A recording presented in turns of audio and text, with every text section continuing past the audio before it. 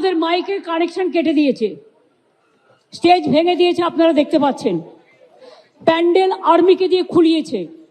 আমি যখন এখানে আসছিলাম, আমার আর্মির বিরুদ্ধে কোনো ক্ষোভ নেই, তার কারণ we are proud of our army. কিন্তু আর্মিকে যখন বিজেপির কথাই চলতে হয়, তখন দেশটা কোথায় যায় সেটা নিয়ে সন্দেহ জাগে। আমার একটাই কথা, এখানে কোনো দেখুন গাড়ি চলাচলে কোনো অসুবিধে নেই, কোনো রাস্তা বন্ধ নেই। আমাদের প্রোগ্রাম স্যাটারডে আর সানডে দুদিন করে হয়। বিভিন্ন অর্গানাইজেশন ভাষা আন্দোলন নিয়ে প্রোগ্রাম করে এবং তার জন্য আমাদের পারমিশনও নেওয়া ছিল। প্রয়োজনে আমাদের বলতো, পুলিশ ফোর্সকে বলতো, দরকার হলে পুলিশ ফোর্স আমাদের পার্টির সাথে কথা বলে আমাদের প্যান্ডেল খুলে দিতে পারতো, আমরাই খুলে দিতাম এবং আমরা অন্য জায়গায় শিফট করতাম।